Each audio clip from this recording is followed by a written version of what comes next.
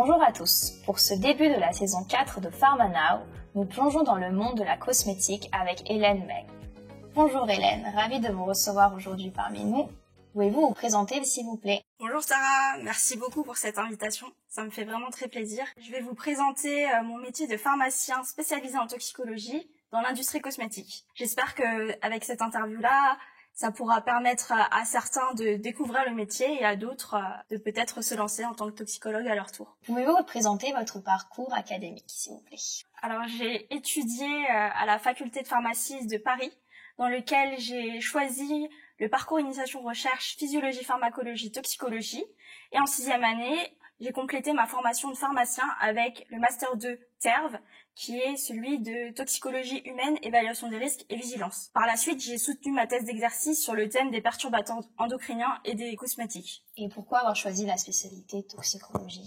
Parmi toutes les matières qu'on avait à la fac, celle-ci m'a intéressée le plus parce que premièrement, il y avait les cours magistraux du professeur Laprévotte dans lesquels il arrivait toujours à intégrer une anecdote qui permettait de nous intéresser encore plus au cours. Et deuxièmement, j'ai participé à la mission de solidarité internationale à Madagascar avec l'association de la faculté Huma Pharma, dans lesquelles nous avons pu voir des conditions assez difficiles, que ce soit dans les centres de santé de base où il n'y avait pas forcément de pharmaciens qui délivraient les médicaments et cela pouvait entraîner des erreurs de délivrance, ou la vente de médicaments qui étaient faites à l'extérieur au soleil, même s'il y avait des pharmacies. Tout ça, ça m'a fait poser des questions sur les effets qu'il pouvait y avoir dans les médicaments et ça m'a mené à la toxicologie.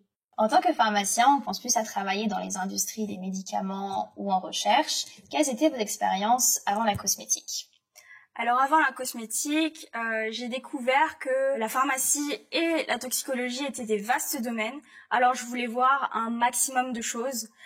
J'ai d'abord commencé avec un stage type recherche sur les intoxications aux antidépresseurs tricycliques. Ça m'a permis de réfléchir sur les effets néfastes des médicaments en cas de surdosage.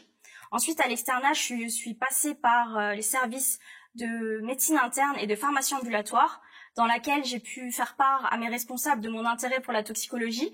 J'ai donc pu visiter le laboratoire de toxicologie biologique de l'hôpital. Après ces expériences à l'hôpital, j'ai fait un stage en vigilance des essais cliniques. Dans ce stage-là, j'ai compris l'importance de cette discipline pour la surveillance continue des produits de santé, ainsi que l'amélioration de la prise en charge des patients. Après avoir vu tout ça, je me suis dit il faut que je voie un autre domaine d'activité et c'était les cosmétiques.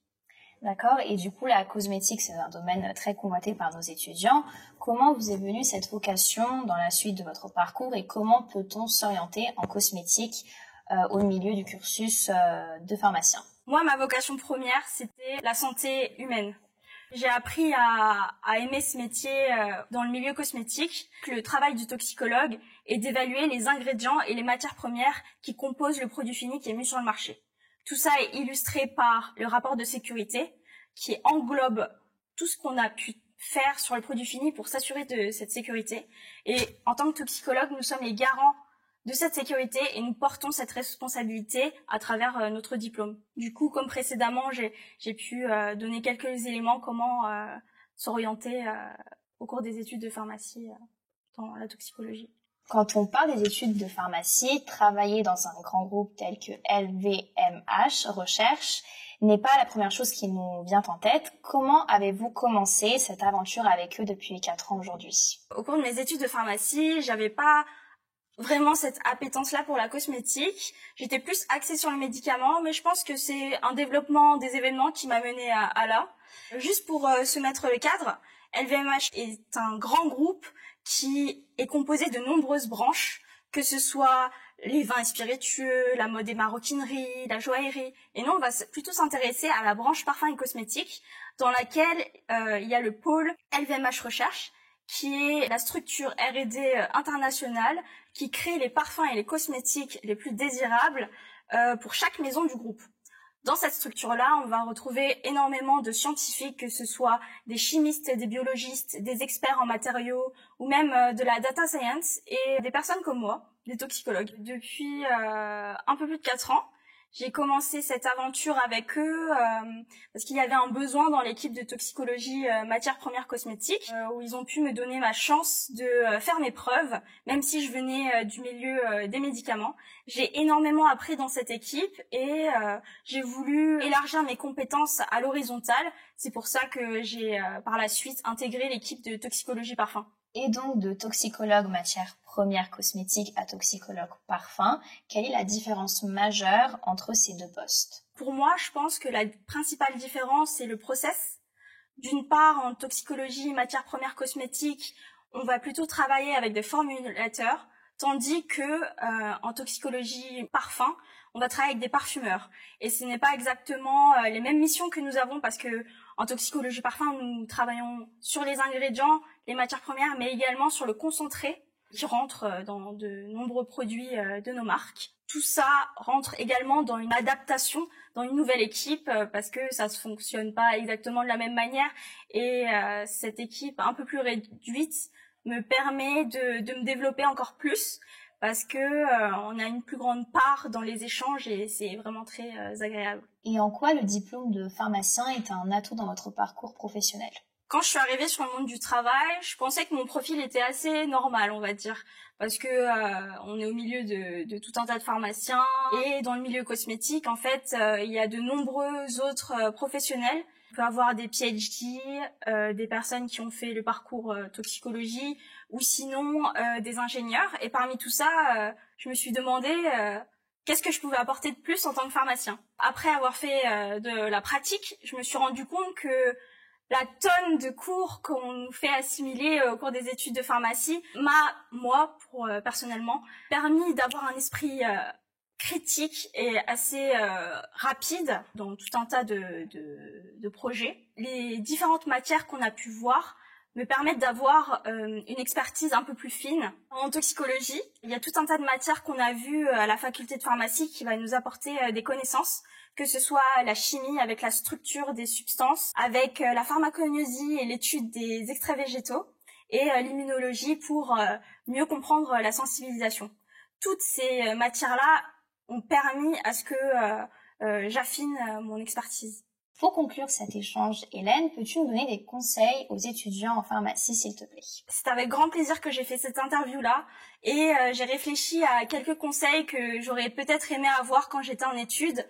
Alors premièrement, participer à fond à la vie étudiante, comme tu le fais là dans une association, et ça peut également être chez Uma Pharma comme je l'ai fait. Et ça permet en fait d'avoir un pied dans la gestion de projet et ne pas être perdu dans le monde du travail. Il y a aussi un point que j'ai beaucoup aimé au cours de mes études, c'était faire le job étudiant en officine. L'officine, en fait, c'est un métier vraiment dur et avoir eu un pied dessus, ça m'a permis de travailler mon côté relationnel et humain que j'utilise encore maintenant dans mon métier dans l'industrie. Deuxièmement, je pense que il est important de s'entourer de personnes bienveillantes parce que les études de pharmacie, il y a beaucoup de pression, il y a beaucoup de compétition et c'est bien d'avoir un bon cercle pour être soutenu. Troisièmement, ne pas avoir peur d'aller vers les industriels. Au cours des salons comme le Forum de l'Allée ou sur LinkedIn, vous pouvez envoyer des messages à des industriels dont le métier vous intéresse. Même si vous n'allez pas avoir tout le temps des réponses, vous pouvez en avoir quelques-uns et ça peut créer des vocations. Quatrièmement, je pense ne pas avoir peur d'échouer. En allant dans le monde de l'industrie, j'ai pu rater des entretiens, me remettre en question sur la manière dont je me présentais, sur la valorisation de mes compétences. Et en fait, il y a aussi une part qui est un peu cachée pour les personnes qui postulent, c'est que de l'autre côté, il y a aussi une part de votre personnalité qui va être intégrée dans une nouvelle équipe, ou sinon ce n'est pas vos compétences qui correspondent exactement à ce qui est recherché. Alors ne perdez pas espoir, continuez à postuler et comme vous pouvez le voir, moi je suis arrivée à LVMH Recherche et je me plais vraiment beaucoup dans l'équipe dans laquelle je suis. Et peux-tu nous donner des conseils pour ceux qui souhaitent s'orienter en toxicologie ou en cosmétique? Concernant la toxicologie, je pense que c'est vraiment une discipline dont les personnes curieuses peuvent s'intéresser. Je pense que la question que je me pose le plus, c'est pourquoi ? Pourquoi cette méthode-là ? Pourquoi cet analogue-là ? Tous les jours, pourquoi ? Et c'est vraiment un challenge de réfléchir à ça et d'arriver à ses fins. Et concernant le domaine d'activité, en toxicologie, on peut travailler que ce soit en alimentaire, en chimie, en pesticides. Et moi, j'ai choisi la cosmétique, dont la finalité est le bien-être du client. En tant que toxicologue, on s'assure de cette sécurité pour avoir des produits de qualité. Merci beaucoup Hélène, j'ai adoré cette interview. C'était un plaisir de te recevoir aujourd'hui et je pense que les étudiants vont apprécier cette interview. Merci beaucoup Tara et merci à l'équipe TIS d'avoir fait cette vidéo et j'espère peut-être vous retrouver dans l'industrie cosmétique. J'espère aussi.